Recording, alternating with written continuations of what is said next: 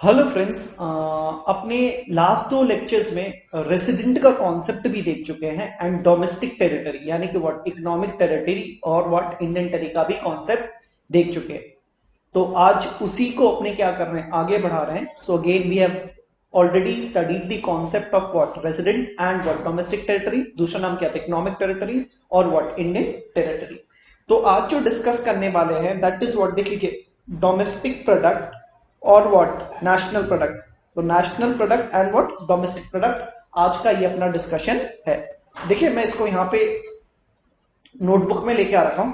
देखिए domestic product का दूसरा नाम क्या है, डोमेस्टिक इनकम। वैसे नेशनल प्रोडक्ट का दूसरा नाम क्या है, नेशनल इनकम। डोमेस्टिक प्रोडक्ट बोलूं या डोमेस्टिक इनकम बोलूं एक ही चीज होती है। वैसे national product and national income क्या है, सेम है। देखिए domestic income is that income which is generated in the domestic territory of what India। क्या है domestic income? Any income generated with in the what Indian territory बोल लो, या उसी को अपने क्या बोल रहे थे, डोमेस्टिक टेरिटरी बोल रहे थे, उसको अपने क्या मानेंगे, डोमेस्टिक इनकम। तो अगेन फाइनल टाइम, कोई भी इनकम अगर इंडियन टेरिटरी में जनरेट हो रही है, इंडियन टेरिटरी का दूसरा नाम क्या था, डोमेस्टिक टेरिटरी में जनरेट हो रही है, तो उसको अपने क्या बोलेंगे, डोमेस्टिक इनकम बोलेंगे। देखिए ये वर्ड प्रोडक्ट क्यों बोला जा रहा है, प्रोडक्ट का मतलब होता है मल्टीप्लाई। प्रोडक्ट का मतलब क्या होता है, मल्टीप्लाई। और देखिए मैं क्या चीज को मल्टीप्लाई कर रहा हूं, P इंटू क्यू। तो जो भी गुड्स एंड सर्विसेज बनेंगे उसको एक प्राइस में बेचेंगे तो उससे क्या निकल के आएगी, income. So when once you are selling goods and services at a price, what do you generate, income generate कर रहे हैं। तो इसलिए domestic product and domestic income is one and the same, and any income generated in the domestic territory will be termed as what, domestic product और domestic income. अब देखो वो income कोई भी जनरेट कर सकता है। देखिए डोमेस्टिक इनकम के भीतर दो आएगा, income earned by resident of India in what, domestic territory. Again importance किस चीज का है, रेसिडेंट ऑफ इंडिया ये इनकम कहां पे जनरेट कर रहा है, डोमेस्टिक टेरिटरी ऑफ इंडिया में जनरेट कर रहा है। और income earned by home, non resident of India. Again ये इनकम देखो कहां पे जनरेट हो रही है, तो डोमेस्टिक इनकम में फोकस किसमें, डोमेस्टिक टेरिटरी में। भलाई वो resident of India income generate करे या non resident of India generate करे, एज फार एज वो अगर डोमेस्टिक टेरिटरी ऑफ इंडिया में वो इनकम जनरेट हो रहा है तो उसको क्या मान लेंगे, डोमेस्टिक इनकम। ये दूसरी बात है कि जो भी ये नॉन रेसिडेंट ऑफ इंडिया कमाएगा वो डेफिनेटली ये पैसे को कहां पे ले जाएगा, अपनी कंट्री में ले जाएगा। इसलिए इसको देखिए क्या बोल रहे हैं, factor income to abroad. Factor income to abroad, तो शॉर्ट फॉर्म में क्या हो गया, FITA, factor income to abroad. So again domestic income किसको बोलेंगे, रेसिडेंट ऑफ इंडिया हो या नॉन रेसिडेंट ऑफ इंडिया हो, एज फार एज वो इनकम कहां पे जनरेट हो रही है, Indian territory, domestic territory of India में हो रही है, तो उसको क्या बोलेंगे, domestic income. Again it can be generated by resident of India और what, non resident of India. ये दूसरी बात है कि जो नॉन रेसिडेंट ऑफ इंडिया ये इनकम को क्या करेगा, जनरेट करेगा, वो अपनी रेस्पेक्टिव कंट्री में ले जाएगा। तो इसीलिए income earned by non resident of, देख लीजिए इसको, income earned by non resident of India in domestic territory का दूसरा नाम क्या है, दूसरा नाम क्या है, factor income to abroad. Factor income to abroad, जिसको मैंने बोला FITA। I hope it's okay. वैसे देखिए यहाँ पे नेशनल इनकम, अगेन प्रोडक्ट का मतलब क्या होता है, P इंटू क्यू। तो कोई भी गुड्स एंड सर्विसेज को अगर आप कोई रेस्पेक्टिव प्राइस पे उसके बेचोगे तो डेफिनेटली आपकी इनकम जनरेट होके आएगी। तो national product and national income is what, same. यहां पे टेरिटरी पे फोकस नहीं है, यहां पे टेरिटरी पे फोकस नहीं है, यहां पे फोकस है रेसिडेंट पे। यहां पे फोकस क्या है, रेसिडेंट पे। तो देखिए नेशनल प्रोडक्ट और नेशनल इनकम में क्या आएगा, income earned by home, resident of India. Income earned by home, resident of India in India, यानी कि what, income earned by resident of India in domestic territory. तो रेसिडेंट इंडिया में कमाए या इंडियन रेसिडेंट, देखिए यहाँ पे अगेन कॉमन क्या है, income earned by what, resident of India outside the what, domestic territory, तो वो किस में आ जाएगा, नेशनल इनकम। तो नेशनल इनकम में रेसिडेंट पे फोकस है, इंडियन रेसिडेंट पे फोकस है। इंडियन रेसिडेंट भला इंडिया में कमाए या बाहर कमाए, इंडियन रेसिडेंट इंडिया में कमाए या कोई बाहर की कंट्री में कमाए, उसको किस में ले आएंगे, नेशनल इनकम और व्हाट, नेशनल प्रोडक्ट। तो I hope there is a difference between domestic income and what, national income. Domestic income में तो किस पे फोकस है, टेरिटरी, इंडियन टेरिटरी पे वो इनकम जनरेट होनी चाहिए, तो वो डोमेस्टिक इनकम के भीतर चली जाएगी। बट नेशनल इनकम में नेशनल नेशनल नेशनल का मतलब यहाँ पे क्या है, रेसिडेंट। तो रेसिडेंट भला इंडिया में कमाए या इंडियन रेसिडेंट बाहर कमाए, वो अगेन किस में चला जाएगा, नेशनल इनकम। तो देख लीजिए यहाँ पे डोमेस्टिक टेरिटरी और यहाँ पे क्या है, रेसिडेंट ऑफ इंडिया, और यहाँ पे भी क्या है, रेसिडेंट ऑफ इंडिया। तो इसके भीतर क्या है, income earned by resident of India in what, domestic territory, income earned by resident of India outside the what, domestic territory। अब कोई भी इंडियन रेजिडेंट बाहर भी कमाएगा। सोचो यहां से कोई डॉक्टर गया ऑपरेशन करने यूएसए में, तो that will be what, income earned by what, Indian resident what, outside the domestic territory. तो जो भी इनकम उसको ऑपरेशंस के मिलेंगे वो डेफिनेटली कहां पे लेके आ जाएगा, इंडिया लेके आ जाएगा। इसलिए उसका नाम देखो क्या है, फैक्टर इनकम फ्रॉम अब्रॉड। क्या है, फैक्टर इनकम फ्रॉम अब्रॉड, और शॉर्ट में क्या कर दिया हूं, फीफा। शॉर्ट में क्या कर दिया हूं, FIFA, factor income from abroad, factor income from abroad. तो I hope domestic income and national income is easy, domestic product और national product is easy. Final time, domestic product and domestic income and are one and the same. National product, national income are one and the same. Domestic income में, domestic territory में जो income generate हो रही है वो resident of India करे या non resident of India करे, वो डोमेस्टिक इनकम के भीतर चली जाएगी। वैसे ही नेशनल इनकम में रेसिडेंट पे फोकस है, रेसिडेंट ऑफ इंडिया इधर इंडिया में कमाए या resident of India outside India कमाए, वो किसके भीतर चली जाएगी, नेशनल इनकम में चली जाएगी। अगेन डोमेस्टिक टेरिटरी में ये फीटा ठीक है ना, अगर कोई भी नॉन रेसिडेंट ऑफ इंडिया अगर इंडिया में कमाता है, बाद में तो डेफिनेटली वो कहां पे ले जाएगा, इंडिया के बाहर ले जाएगा। इसलिए इसको क्या बोलते हैं, फैक्टर इनकम टू अब्रॉड, यानी कि फीफा, फीटा, यानी कि what, FITA, factor income to abroad, FITA। And definitely जो इंडियन रेसिडेंट बाहर कमाएगा वो डेफिनेटली कहां पे लेके आएगा, इंडिया में लेके आएगा। तो उसको क्या बोलते हैं, factor income from abroad. From abroad मतलब पैसे आ रहे हैं, इसका मतलब क्या हो गया, फीफा। इसका मतलब क्या हो गया, फीफा। तो I hope it is okay, domestic income and what, national income. अब देखिए national income and domestic income का डिफरेंस निकाल रहा हूं मैं, देखना चाहता हूं कि नेशनल इनकम और डोमेस्टिक इनकम में क्या डिफरेंस आता है। तो नेशनल इनकम के भीतर देखिए ये ए है और ये क्या है, सॉरी नेशनल इनकम के भीतर ये मैंने ए ले लिया और ये मैंने क्या ले लिया, बी। तो यहाँ पे देखिए मैंने इसको दिखा दिया ए प्लस व्हाट, बी, ठीक है ना। नेशनल इनकम में क्या आएगा, income earned by resident of India in domestic territory और income earned by what, resident of India outside what, domestic territory. तो नेशनल इनकम में कितने एलिमेंट्स थे, ए और बी था ना, मैंने देखिए यहाँ पे ए प्लस बी को क्या कर दिया, ऐड कर दिया। और डिफरेंस निकालना है national income and what, domestic income में। तो ये माइनस यहाँ पे आ गया। डोमेस्टिक इनकम में देखिए मैं इसको सी बोल रहा हूं और इसको क्या बोल रहा हूं, डी बोल रहा हूं, ठीक है। तो सी में देखिए क्या आ गया, ये क्या हो गया, C plus what, D. Income earned by resident of India in domestic territory, income earned by non resident of India in what, domestic territory.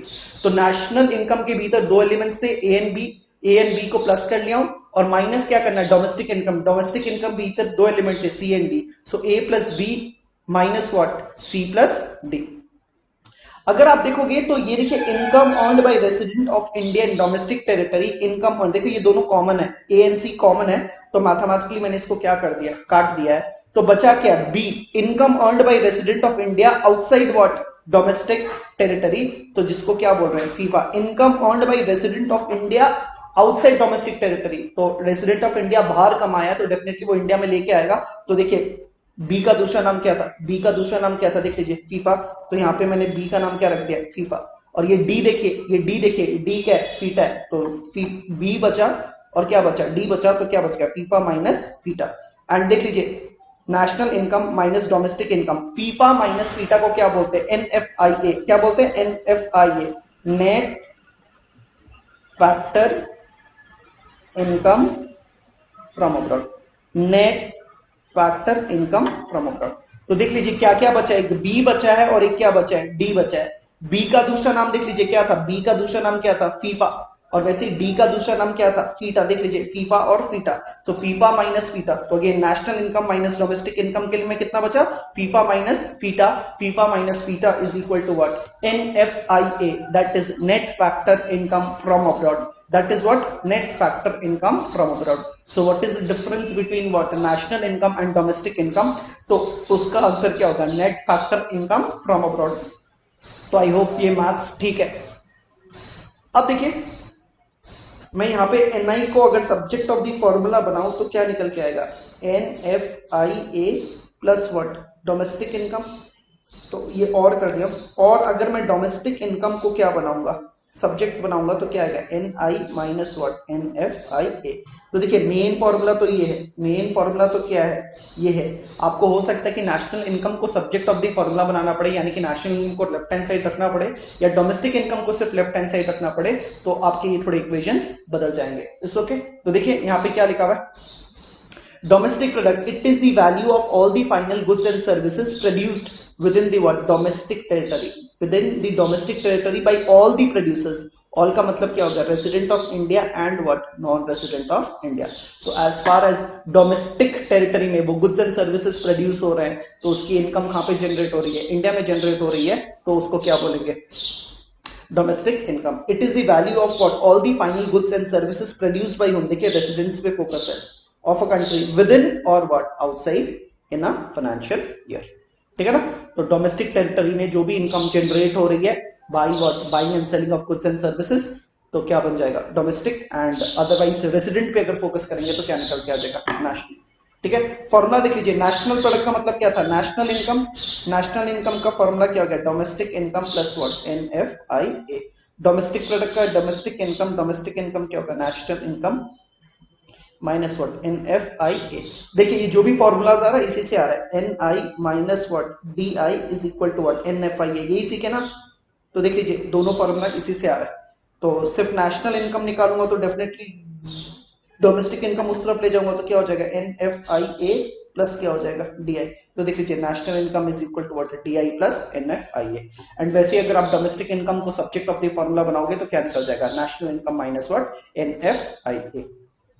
I hope clear, it's okay. तो अपना डिस्कशन क्या हो गया, ये नेशनल प्रोडक्ट का दूसरा नाम क्या है, नेशनल इनकम, और ये भी क्या है, डोमेस्टिक इनकम। ठीक है। चलिए अब आगे बढ़ते हैं, एनएफआईए का डिस्कशन आगे बढ़ाते हैं। देखिए क्या है, net factor income from abroad. ठीक है। It refers to the difference between factor income received from the what rest of the world, rest of the world का मतलब outside India, and factor income paid to the what rest of the world। अभी बात की थी resident of India कुछ कमा के लेके आएंगे, वैसे ही नॉन रेसिडेंट ऑफ इंडिया कुछ कमा के ले जाएंगे। So factor income from abroad minus what factor income to abroad is equal to what N F I A. तो ये क्या है, FIFA, factor income earn from abroad minus factor income to abroad. ठीक है। अब देखिए फैक्टर इनकम फ्रॉम अब्रॉड तो जानते हैं, what is factor income from abroad. अगर कोई भी रेसिडेंट कहां से कमा के लेके आ रहा है, रेस्ट ऑफ द वर्ल्ड से कमा के इंडिया में लेके आ रहा है, then that is what factor income from abroad. And what is factor income to abroad, कोई non resident of India India में कमा के कहां पे ले जा रहा है, बाहर में ले जा रहा है। तो फैक्टर इनकम फ्रॉम अब्रॉड का भी डेफिनेशन ठीक है, फैक्टर इनकम टू अब्रॉड का भी डेफिनेशन ठीक है। तो एक फॉर्मूला तो निकल के आ गया, देख लीजिए वापस से लिख दे रहा हूं, एन एफ आई ए का एक फॉर्मूला क्या है, फीफा माइनस फीटा। बहुत ज्यादा इंपॉर्टेंट है, बाद में ये बहुत काम में आएगा। तो I hope my first formula is okay. NFIA किसको बोलते हैं, फीफा माइनस व्हाट फीटा। ठीक है। अब देखिए एक और कॉन्सेप्ट क्या है, बोला एनएफआईए के भीतर तीन कंपोनेंट्स है, they are three main components of what NFIA. पहला है net compensation to what employees, net compensation to employees. Please समझने की कोशिश कीजिए। सोचिए मैं कोई कंपनी, इंडियन कंपनी, सोचिए टीसीएस या इन्फोसिस में क्या कर रहा हूं, काम कर रहा हूं मैं, इन्फोसिस या टीसीएस कोई भी इंफॉर्मेशन टेक्नोलॉजी की कंपनी में काम कर रहा हूं, और वो मुझको ना अमेरिका भेज रहे हैं कुछ प्रोजेक्ट के लिए। वो मुझको कहां पे भेज रहे हैं, अमेरिका भेज रहे हैं कुछ प्रोजेक्ट करने के लिए। तो मैं अमेरिका चला जाऊंगा, सोचिए उन्होंने मेरे को प्रोजेक्ट 3 महीने के लिए भेजा, कितने महीने के लिए भेजा, 3 महीने। तो डेफिनेटली उस 3 महीने में मैं कुछ कमा के लेके आऊंगा ना, that is what compensation to employees, that is what compensation to employees. दूसरा देखिए, वैसे ही अमेरिकन कंपनीज अपने रेसिडेंट को कहां पे भेजती है, इंडिया में भेजती है कोई प्रोजेक्ट्स वगैरह के लिए, एंड उन लोग भी वो प्रोजेक्ट्स कंप्लीशन के बाद कहां पे चले जाते हैं, अमेरिका चले जाते हैं। तो उन लोग भी तो कुछ कमा के ले जाते होंगे। तो देखिए कंपनसेशन ऑफ एम्प्लॉइज इधर आएगा या कंपनसेशन ऑफ एम्प्लॉइज इधर जाएगा। तो जो भी नेट है, कुछ आएगा कुछ जाएगा, उसको प्लस माइनस करके क्या बोलते हैं, net compensation to employees, net compensation to employees. तो अगेन ये एम्प्लॉइज की सैलरी है। अगेन कोई इंडियन रेसिडेंट जाके यूएसए में सैलरीड बन के कमा के लेके आ सकता है, वैसे कोई अमेरिकन रेसिडेंट इंडिया में सैलरीड बन के आके और यहां से कमा के ले जा सकता है। तो कुछ आएगा कुछ जाएगा, प्लस माइनस होके क्या निकलेगा, नेट कंपनसेशन टू एम्प्लॉइज। दूसरा देखिए, net income from property and work entrepreneurship, net income from property and work entrepreneurship. देखिए सोचिए, मेरी कोई प्रॉपर्टी है अमेरिका में, तो मैं इंडियन रेसिडेंट हूं, मैं क्या हूं, मैं इंडियन रेसिडेंट हूं, मेरी कोई प्रॉपर्टी अमेरिका में है और मैंने वहां पे उसको रेंट पे दे दिया है, तो रेंट इंडिया में क्या करेगा, इनफ्लो। वैसे कोई अमेरिकन की प्रॉपर्टी इंडिया में है और उसने उसको रेंट पे दिया हुआ है, तो वो रेंट डेफिनेटली अमेरिका क्या होगा, जाएगा। तो रेंटल प्रॉपर्टी इधर आएगा इंडिया में, या रेंटल प्रॉपर्टी से जो रेंटल इनकम इंडिया से क्या होगा, जाएगा।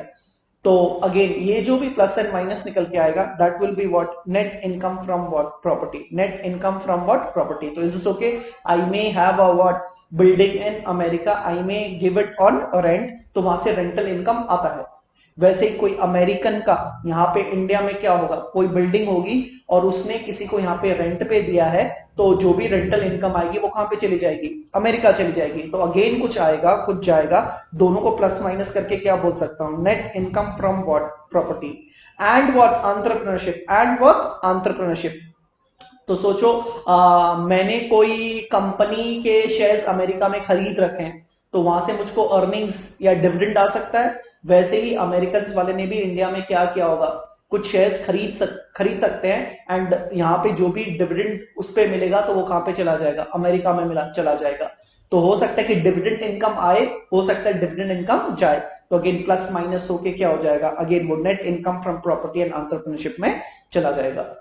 वैसे ही सोचिए, कोई बैंक में इंडियन रेसिडेंट के पैसे है, तो वहां से इंटरेस्ट इनकम आएगी। वैसे ही अमेरिकन रेसिडेंट की इंडिया में हो सकता है कि कोई बैंक में पैसा है, तो इंटरेस्ट इनकम यहां से क्या होगी, जाएगी। तो अगेन प्लस माइनस होके किसमें बैठ जाएगा, वो net income from property and work entrepreneurship.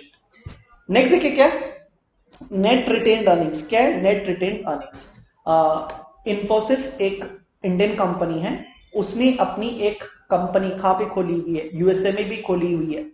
तो डेफिनेटली वहां पे वो क्या करता होगा, कमाई करता होगा, प्रॉफिट्स कमाता होगा, एंड प्रॉफिट्स से डेफिनेटली वो क्या करता होगा, कुछ पैसे बचाता भी होता होगा, ताकि फ्यूचर में एक्सपेंशन के लिए उसको क्या है, पैसे की काम आ जाए। सो अगेन इन्फोसिस एक कंपनी है, it can have a what company where in USA which will definitely earn profits from there, is okay। तो जो इन्फोसिस की कंपनी अमेरिका में है और जो प्रॉफिट्स कमा रही है, वो अपने यहाँ सेविंग्स तो कर ही सकती है फ्यूचर एक्सपेंशन के लिए। तो जो भी वो सेव कर रही है उसको अपने बोलते हैं रिटेन्ड अर्निंग्स या रिजर्व्स। क्या बोलते हैं, रिटेन्ड अर्निंग्स या reserves. So any Indian company which is operating outside India and it's earning, and उसी earning से अगर वो कुछ सेव करती है, तो that is what retained earnings, that is what retained earnings, and वो इंडिया का माना जाता है क्योंकि वो इंडियन कंपनी की क्या सेविंग्स है। वैसे ही अमेरिकन कंपनीज भी क्या कर रखे हैं, अपनी छोटी छोटी कंपनीज इंडिया में खोल रखे हैं, तो उन लोग भी तो यहाँ पे प्रॉफिट्स कमाते हैं, उन लोग भी उस प्रॉफिट से क्या करते हैं, सेविंग्स करते हैं, यानी कि रिटेन्ड अर्निंग्स करते हैं। तो ये जो रिटेन्ड अर्निंग्स अमेरिकन कंपनीज ने किया हुआ है, वो किसकी मानी जाती है, वो अमेरिका की मानी जाती है। तो देखो कुछ सेविंग्स इंडियन रेसिडेंट्स की आउटसाइड इंडिया है, वैसे कुछ सेविंग्स अमेरिकन रेसिडेंट की कहां पे, इंडिया में है। तो अगेन कुछ सेविंग्स इंडिया में आएगा, कुछ सेविंग्स इंडिया से जाएगा। अगेन प्लस माइनस होके क्या बोलते हैं, net retained earnings. Plus minus होके क्या हो जाएगा, net retained earnings. So any savings by the Indian company in America, it is what, Indian income, whereas any savings done by the American company in India is what, America का। तो कुछ आने को है कुछ जाने को है, प्लस माइनस होके अगेन क्या हो जाएगा, वो नेट रिटेन्ड अर्निंग्स। तो देखिए एनएफआईए का एक और फॉर्मूला आ गया, एनएफआईए का क्या फॉर्मूला आ गया, एक और फॉर्मूला आ गया, ये है net compensation of employees plus what, net income from property and entrepreneurship plus what, net retained earnings. तो इसको Roman 1 plus Roman 2 plus Roman 3 कर दूंगा, तो एनएफआईए वापस से निकल जाएगा। तो सम्स करते समय ध्यान रखना है NFI निकालने के दो फॉर्मूला है, ये रहा एक फॉर्मूला और दूसरा फॉर्मूला। तो आपको देखिए दिख रहा है कि NFIA के तीन कंपोनेंट्स है, तीनों कंपोनेंट्स को ऐड कर दूंगा तो क्या निकल जाएगा NFIA। तो देखिए यहाँ पे लिखा हुआ है net factor income from abroad is equal to net compensation of employees, net income from property and entrepreneurship plus what net retained earnings. It's okay. Last देखिए, it must be noted that NFIA is zero in a what closed economy. Closed economy का मतलब ये होता है कि कोई Indian resident बाहर जाके कमा नहीं सकता और बाहर का रेसिडेंट भी इंडिया में आके कमा नहीं सकता। तो ना फैक्टर इनकम फ्रॉम अब्रॉड आएगा, ना फैक्टर इनकम टू अब्रॉड जाएगा, तो इट बिकम्स व्हाट जीरो। तो इसलिए बोलते हैं अगर क्लोज्ड इकोनॉमी है, अगर क्लोज्ड इकोनॉमी का मतलब है कि आपकी कंट्री दूसरे कंट्री के साथ बिजनेस ही नहीं कर रही है, तो डेफिनेटली क्या factor income from abroad possible है? Factor income to abroad possible है? नहीं है। इसलिए क्लोज्ड इकोनॉमी में NFIA will be what? Zero. NFIA will be what? Zero. So it must be noted that NFIA is zero in what? Closed economy. As such economy does not deal with the what? Rest of the world sector. तो I hope यहां तक अपना NFIA का problem sort out हो गया। अपने अब जो टॉपिक डिस्कस कर रहे हैं that is gross investment and net investment. जो अभी टॉपिक डिस्कस करने वाले हैं that is what? Gross investment and net investment. देखिए एज अ बिजनेसमैन आपको एक तो स्टॉक में इन्वेस्ट करना पड़ता है, तो उसको बोलते हैं stock investment. So as a businessman you will be investing in what? Stock. तो उसका क्या बोलते हैं? Stock investment. दूसरा, आप अगर एक मैन्युफैक्चरर हो तो आप डेफिनेटली प्रोडक्शन प्रोसेस को क्या करोगे? कैरी फॉरवर्ड करोगे। तो डेफिनेटली आपको फिक्स असेट्स किस पे इन्वेस्ट करना पड़ेगा? फिक्स असेट्स में भी क्या करना पड़ेगा? इन्वेस्ट करना पड़ेगा।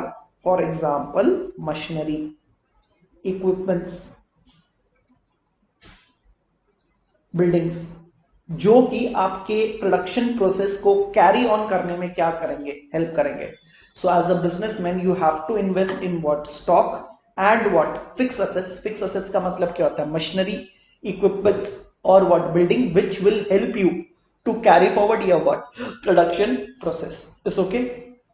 तो इनको अगर मैं ऐड कर दूं तो ये जो इन्वेस्टमेंट निकल के आता है that is gross investment. That is what? Gross investment.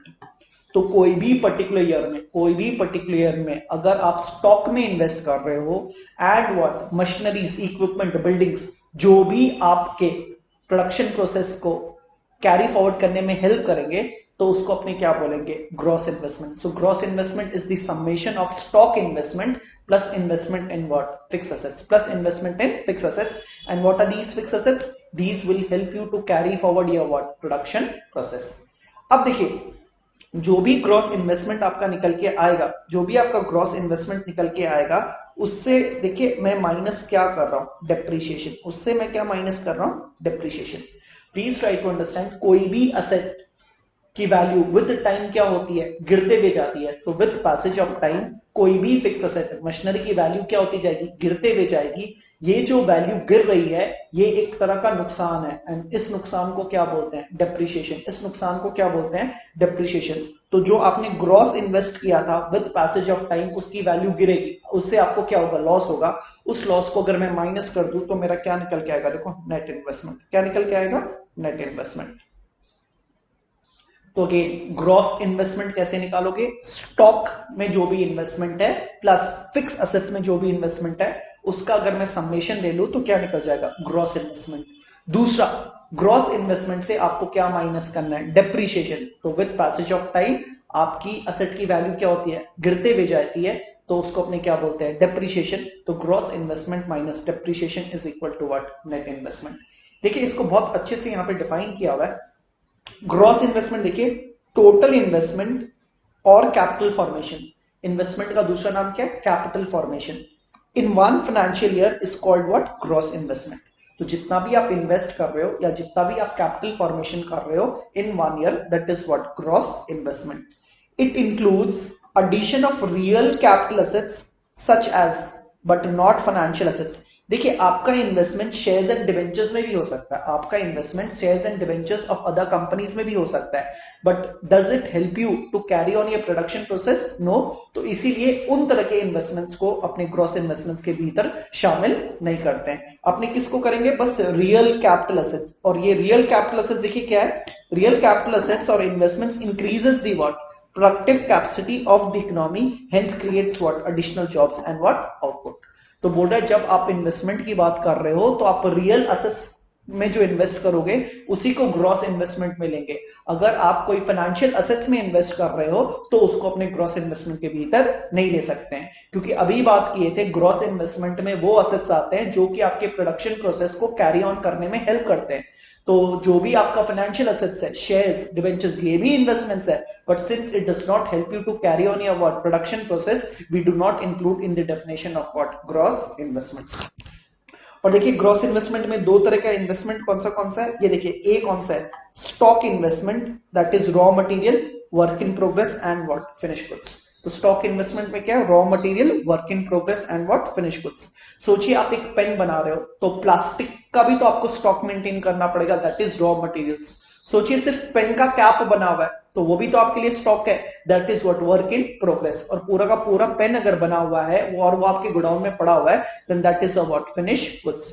तो अगेन अगर आप एक पेन बना रहे हो तो प्लास्टिक भी आपको स्टॉक मेंटेन करना पड़ेगा, पेन के कवर का भी आपको स्टॉक मेंटेन करना पड़ेगा, एंड पूरे पेन का भी आपको क्या मेंटेन करना पड़ेगा, स्टॉक मेंटेन करना पड़ेगा। तो that is raw materials, work in progress and what finish goods. और दूसरा देखिए gross fixed capital investment like what machinery, equipment, building. Again, all these will help you to carry on your what production process. So gross investment कैसे निकल जाएगा, stock investment plus what gross fixed capital investment। और देखिए ये क्या लिखा हुआ है, gross investment is equal to what net investment plus what depreciation. यहाँ पे देख लीजिए, यहाँ पे मैंने क्या लिखा है, gross investment minus depreciation is equal to what net investment. तो gross investment is equal to what net investment plus what depreciation. तो देखिए gross investment is equal to what net investment plus what depreciation. Net investment क्या देख लीजिए, gross investment से अगर depreciation minus कर दूंगा तो क्या निकल जाएगा, net investment. It is gross investment less what depreciation. Depreciation का दूसरा नाम देख लीजिए क्योंकि बहुत ही ज्यादा इंपॉर्टेंट है, डिफरेंट नेम क्या है, consumption of what fixed capital, consumption of what fixed capital. So depreciation का दूसरा नाम इज वेरी इंपॉर्टेंट और उसका दूसरा नाम क्या है, consumption of what fixed capital. आगे देख लीजिए, मैंने बोला था डेप्रिसिएशन क्या है, लॉस है। क्यों, क्योंकि वैल्यू ऑफ फिक्स्ड एसेट्स क्या हो जाती है, गिर जाती है due to what normal wear and tear. तो एक जब आप नई मशीन खरीदते हो तो वो ज्यादा एफिशिएंट होती है, विद टाइम उसकी एफिशिएंसी क्या होने लग जाती है, कम होती भी जाती है, इसलिए उस असेट की वैल्यू क्या होना स्टार्ट हो जाती है, गिरना स्टार्ट हो जाती है। Expected obsolescence due to changes in what technology, fashion. तो कोई भी असेट ऑब्सोलीट होने का मतलब क्या है, सोचिए कोई टाइम में आपकी ब्लैक एंड व्हाइट टीवी चलती थी, but change in taste, change in fashion के कारण देखिए ब्लैक एंड व्हाइट क्या हो गया, ऑब्सोलीट हो गया, एंड क्या हो गया, कलर टीवी आ गया। तो जो भी मशीनरीज पहले ब्लैक एंड व्हाइट टीवी बनाने में काम में आता था, वो मशीनरीज तो क्या हो गई, आपकी बेकार हो गई। तो डेफिनेटली उसमें आपको क्या हो गया, लॉस हो गया, that loss is again what depreciation. So obsolete होने का मतलब क्या होता है, कोई चीज क्या होता है ना, व्यर्थ हो जाना, कोई चीज अब वो काम में नहीं आएगी। Again why, due to change in taste, fashion और वट एवर द रीजन में बी। तो समझ गए, पहले कोई मैन्युफैक्चरर्स टीवी के कलर वो क्या बनाते थे, ब्लैक एंड व्हाइट टीवी बनाते थे, but with change in taste and fashion अब तो कलर टीवी ही चलती है। तो जो भी मशीनरीज उनके पास होगी to make what black and white TV, वो मशीनरीज वगैरह क्या तो अब कोई काम में नहीं आएगा, तो उनकी वैल्यू ड्रास्टिकली क्या हो जाती है, गिर जाती है। Again that is what depreciation. फिर देखिए क्या लिखा हुआ है, it does not include capital loss due to unexpected events like what natural calamities, theft or accident। सोचिए कोई आपका मशीनरी चोरी हो गई तो दैट ऐसे तो देखिए मशीनरी की वैल्यू गिर गई ना। सोचिए आपके पास 4 मशीनरी थी, उसकी कोई वैल्यू थी, अब एक मशीनरी चोरी हो गई, आपकी 3 मशीनरी हो गई, तो डेफिनेटली आपकी वैल्यू क्या हो गई, टोटल मशीनरी की घट गई। उसको डेप्रिसिएशन नहीं मानेंगे, उसको डेप्रिसिएशन नहीं मानेंगे, that is abnormal loss, that is what abnormal loss। so it does not include capital loss, it does not include what capital loss due to what unexpected events like what natural calamities, theft, accident etc। तो यही अपना discussion था on what cross investment and what net investment. देखिए जो next topic है वो that is factor cost and what market price. बहुत ही easy topic है, factor cost and what market price. आपकी बुक बोल रही है कि फैक्टर कॉस्ट, देखिए मैं एक मैन्युफैक्चरर हूं और मैं क्या करता हूं, इनपुट्स को किस में कन्वर्ट करता हूं, आउटपुट्स। तो मुझको इनपुट्स की तो कॉस्ट निकालनी पड़ेगी ना कि मेरी कॉस्ट प्राइस कितनी है। तो देखिए जब मैं इनपुट्स की कॉस्ट प्राइस निकालता हूं तो मैं क्या करता हूं, तो देखिए as a producer I am suppose to pay rent, जो कि किस पे करता हूं, लैंड। तो आपको पता है 4 फैक्टर्स ऑफ प्रोडक्शन है, land, labour, capital and entrepreneurship. So manufacture requires 4 factors of production. A manufacture requires 4 factors of production, land, labour, capital and entrepreneurship. यही तो मेरे इनपुट्स है, इसी को तो मैं क्या चीज में कन्वर्ट करूंगा, आउटपुट में। तो मुझको मेरे इनपुट्स की कॉस्टिंग जाननी है। तो देखिए मैं क्या ऐड करूंगा, लैंड पे जो रेंट पे किया वो मेरी कॉस्टिंग है, लेबर पे जो मैं वेजेस पे करने वाला वो भी मेरी कॉस्टिंग है, और इंटरेस्ट जो कैपिटल पे करने वाला वो भी क्या है, मेरी कॉस्टिंग है। और जो मैं मेहनत करने वाला हूं उस पे जो मेरी प्रॉफिट्स आने वाली है उसको भी मैं क्या मान रहा हूं, कॉस्टिंग के भीतर मान रहा हूं। हाँ जी, इकोनॉमिक्स में कॉस्ट प्राइस के भीतर रेंट आएगा, लैंड के चक्कर में वेजेस आएगा, लेबर के चक्कर में इंटरेस्ट आएगा, कैपिटल के भीतर कैपिटल के चक्कर में, एंड यस कॉस्ट में प्रॉफिट्स भी मानते हैं, क्योंकि एक मिनिमल प्रॉफिट तो कम से कम एक प्रोड्यूसर कमाने की सोचेगा, वरना वो बिजनेस क्यों करेगा। हाँ, अकाउंट्स में कॉस्ट प्राइस के भीतर प्रॉफिट को नहीं लेते हैं, लेकिन मैं यहाँ पे अकाउंट्स नहीं पढ़ा रहा हूं, मैं यहाँ पे क्या पढ़ा रहा हूं, इकोनॉमिक्स। और इकोनॉमिक्स में फैक्टर कॉस्ट के भीतर आपको एक मिनिमल नॉर्मल प्रॉफिट कॉस्ट के दायरे में लाना ही पड़ेगा, वरना उसके बिना तो मैं काम करना प्रेफर ही नहीं करूंगा, मैं मैन्युफैक्चरिंग या प्रोड्यूसिंग के बिजनेस में रहना ही पसंद नहीं करूंगा। सो what is factor cost? Factor cost is rent, wages, interest plus what, profits. तो वो जो भी मेहनत करने वाला है उसकी एक मिनिमल प्रॉफिट तो उसको निकल के आनी ही पड़ेगी, and that will be the part of your what, factor cost. तो सोचिए ये चारों चीज ऐड करके मुझको 10 रुपीज, तो मेरा फैक्टर कॉस्ट कितना है, 10 रुपीज। तो चाहे तो देखिए ये 10 रुपीज में मेरी जो फैक्टर कॉस्ट आई है इसको मैं किसको बेच सकता हूं, कंज्यूमर को बेच सकता हूं ना, क्योंकि इस फैक्टर कॉस्ट के भीतर तो मेरी मिनिमम प्रॉफिट्स भी है। तो रेंट, वेजेस, इंटरेस्ट, ये खर्चा भी निकल गया, उस 10 के भीतर मेरा प्रॉफिट्स भी बैठा हुआ है। So your factor cost can be a what, selling price to home, the consumer.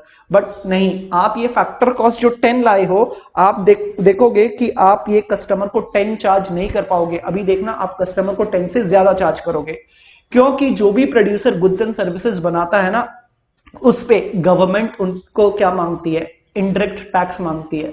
तो जो भी गुड्स एंड सर्विसेज एक प्रोड्यूसर बनाता है, प्रोड्यूसर को उस पे टैक्स पे करना पड़ता है, किसको, गवर्नमेंट को। तो उस टैक्स को क्या बोल रहे हैं, तो देखिए फैक्टर कॉस्ट प्लस क्या कर दिया, GST. GST is nothing but a what, indirect tax. So what is indirect tax? अगर आप कुछ भी goods and services as a manufacture बनाते हो तो उस पे गवर्नमेंट को आपको क्या पे करना पड़ता है, टैक्स पे करना पड़ता है, that is what, indirect tax. And आप ये जानते ही हो इनडायरेक्ट टैक्स का नाम क्या है, GST, goods and services tax. तो अगेन एक प्रोड्यूसर सिर्फ 10 रुपीज चार्ज नहीं करेगा, उसको पता है गवर्नमेंट भी उससे क्या मांगने वाली है, टैक्स मांगने वाली है। तो वो क्या करेगा, फैक्टर कॉस्ट को जीएसटी, इनडायरेक्ट टैक्स से बढ़ा देगा। तो इज ओके। तो जो चीज मैन्युफैक्चरर को गवर्नमेंट को पे करना है, that is what, indirect tax. वैसे ही कुछ कुछ कंसेशंस गवर्नमेंट भी किसको देती है, प्रोड्यूसर को देती है, कि प्रोड्यूसर को बोलेगा कि आप कोई बैकवर्ड एरिया पे क्या करे, अपनी फैक्ट्री सेटअप करे, तो वो क्या देती है, कुछ रिवॉर्ड्स देती है, कुछ कंसेशंस देती है, जिसको अपने सब्सिडीज बोलते हैं। तो सेलर को गवर्नमेंट को देना है टैक्स, सेलर को गवर्नमेंट से पाना क्या है, सब्सिडी। तो कुछ देना है और कुछ पाना है, तो क्या निकाल लो, नेट निकाल लो। क्या निकाल लो, नेट निकाल लो। तो इसलिए देखिए मैंने क्या किया, फैक्टर कॉस्ट तो ठीक है, प्लस क्या किया, जीएसटी। ये सेलर को किसको देना है, ये प्रोड्यूसर को किसको देना है, गवर्नमेंट को। And what is subsidy, government से ये सेलर को क्या करना है, रिवॉर्ड्स पाना है। तो जो देना है, अगर मुझको कुछ पाना भी है तो डेफिनेटली जो देना होगा वो क्या हो जाएगा, कम हो जाएगा, इसलिए जीएसटी माइनस क्या कर दिया, सब्सिडी। हाँ, तो ये जो factor cost plus GST minus subsidy को बोलते हैं नेट इनडायरेक्ट टैक्स। क्या बोलते हैं, जीएसटी माइनस सब्सिडी को क्या बोलते हैं, net indirect tax. And this can be charge to home, this can be charge to home, the consumer, जिसको बोलेंगे मार्केट प्राइस और व्हाट, सेल्स प्राइस। जिसको क्या बोलेंगे, मार्केट प्राइस और व्हाट, सेल्स प्राइस। तो फैक्टर कॉस्ट तो आप समझ गए हो कि इसके भीतर प्रॉफिट्स है। तो चाहे तो फैक्टर कॉस्ट में भी क्या एक प्रोड्यूसर एक कंज्यूमर को बेच सकता था, लेकिन गवर्नमेंट को भी उसको कुछ देना है तो डेफिनेटली वो क्या करेगा, उस चीज को ऐड करेगा। एंड गवर्नमेंट से अगर कुछ पाना है तो उसको वो क्या कर देगा, माइनस कर देगा। एंड जो भी नेट देना है गवर्नमेंट को, उसको फैक्टर कॉस्ट में क्या करके, ऐड करके कंज्यूमर को क्या कर देगा, बेच देगा। तो कंज्यूमर को जिस प्राइस में बेचेगा, दैट इज सेलिंग प्राइस और व्हाट, मार्केट प्राइस। देखिए यहां पे ये लिखा हुआ है, factor cost is the cost directly related to what, production of goods and services. तो जो भी इनपुट्स था, फैक्टर का मतलब क्या था, इनपुट्स। इनपुट्स का मतलब क्या था, फैक्टर्स ऑफ प्रोडक्शन और व्हाट फैक्टर सर्विसेज, और ये 4 टाइप के थे। तो 4 टाइप के कौन से थे, land, labour, capital and entrepreneurship. तो उसपे जो भी खर्चा लगेगा that is what factor cost. Market price, factor cost plus what, net indirect tax. Factor cost plus what, net indirect tax. अभी क्या थे, factor cost plus indirect tax minus subsidy is equal to what, market price. So factor cost plus इन दोनों को जोड़ के क्या हो जाएगा, NIT is equal to what, market price. तो I hope this formula 1 is okay, formula 2 is okay. देखिए factor cost plus net indirect tax is equal to market price. और देख लीजिए नेट इनडायरेक्ट टैक्स किसको बोलते हैं, इनडायरेक्ट टैक्स माइनस सब्सिडी। तो तीसरा फार्मूला क्या है, NIT is equal to what, indirect tax minus what, subsidy. और ये टॉपिक अपनी यहीं पे खत्म हो गई। तो इस okay, factor cost and market price. Factor cost के भीतर क्या 4 एलिमेंट्स है, rent, wages, interest and what, profits, and उसके ऊपर जो भी गवर्नमेंट से लेना देना है वो भी ऐड कर दोगे तो क्या निकल जाएगा, मार्केट प्राइस और सेलिंग प्राइस। Thank you.